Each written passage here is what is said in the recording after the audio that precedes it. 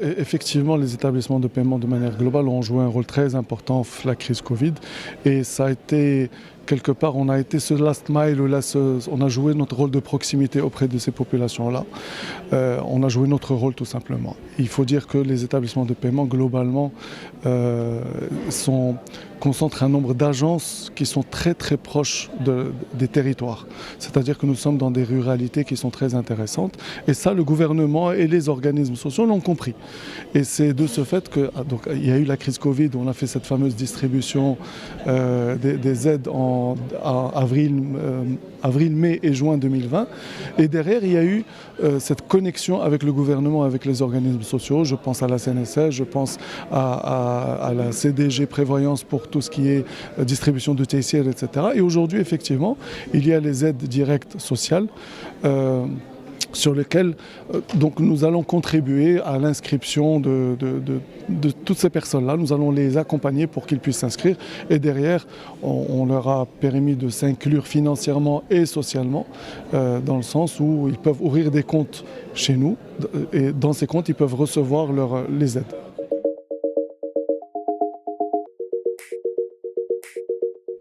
Alors pour faire la réponse courte, oui. La réglementation est favorable dans le sens où elle évolue. Elle évolue progressivement en fonction des attentes des acteurs, en fonction des nouvelles donnes du marché. Quand je parle de la réglementation, je pense particulièrement à notre régulateur qui est la Banque centrale, avec lequel il y a un dialogue transparent, clair, et puis c'est un dialogue qui est permanent. Et donc la réglementation a évolué ces dernières années et elle continue à évoluer. J'en prends pour preuve en fait, le dialogue permanent sur ce sujet. Donc, par contre, ce n'est jamais assez, évidemment, puisqu'il y a certains acteurs de la FinTech qui vont dire « je ne peux pas, j'ai telle idée qui n'est pas applicable aujourd'hui ». C'est tout à fait normal.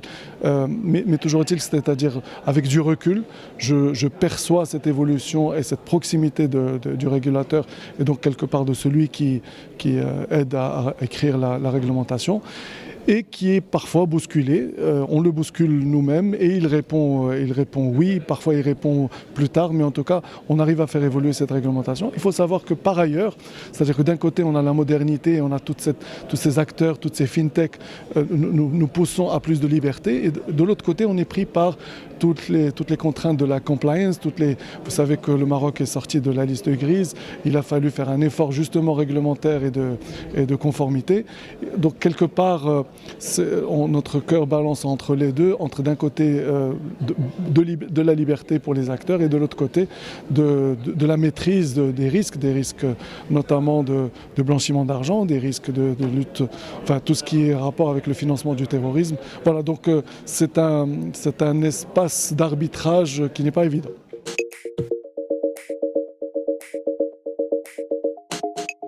Oui, il y a eu quelques discussions, on va dire, sur cette levée de fonds. Alors de quoi il s'agit?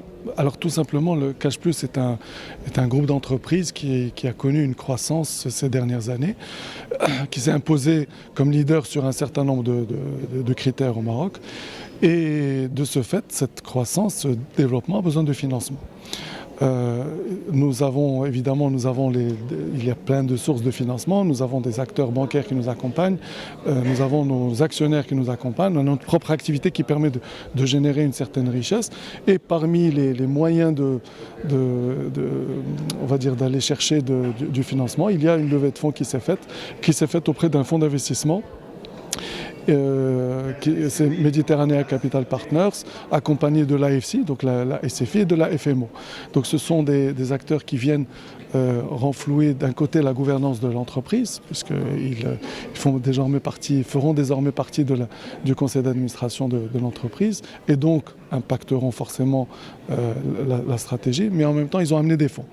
La question souvent qui revient, c'est à quoi serviront ces fonds? En fait, tout simplement à financer le développement de l'entreprise, le développement continu au Maroc à travers la croissance de son réseau, à travers la croissance, le développement également de ses profils. Vous savez que nous sommes une entreprise d'abord technologique. C'est une entreprise terrain, effectivement, parce que nous avons un fort réseau, mais nous sommes une entreprise aussi technologique. Et de ce fait, il y a beaucoup d'investissements en IT. Donc on a besoin d'accompagnement sur ça. Nous avons besoin d'un financement sur ça.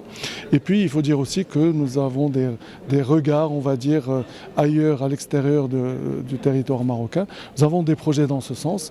Et donc c'est un peu comme ça que ce besoin de financement s'est exprimé. Il faut dire aussi que nous croyons beaucoup au fait d'aller accompagner la stratégie nationale d'inclusion financière et notamment, on a beaucoup parlé du paiement mobile au Maroc.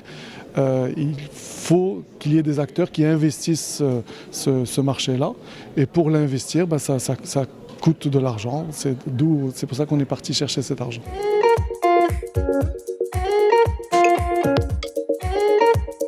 Je veux dire, la question est pertinente ici, parce qu'effectivement, beaucoup des établissements de paiement, il y a, on va dire, des établissements de paiement qui font des activités un peu classiques, du transfert d'argent, des choses qui sont plutôt cash et qui nécessitent un réseau. Il y a d'autres établissements de paiement qui se sont concentrés plutôt sur le fait d'ouvrir des comptes et d'offrir des moyens de paiement à leurs clients. Et puis il y a un certain nombre d'établissements de paiement qui sont dans les deux.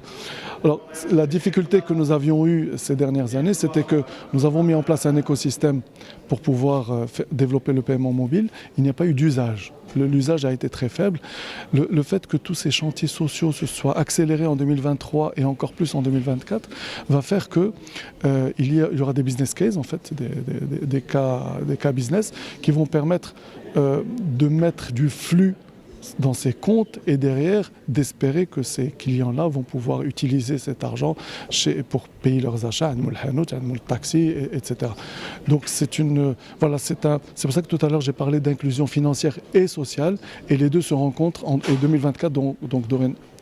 Nous pensons que 2024 sera une année où il y aura la jonction de cette inclusion financière et sociale.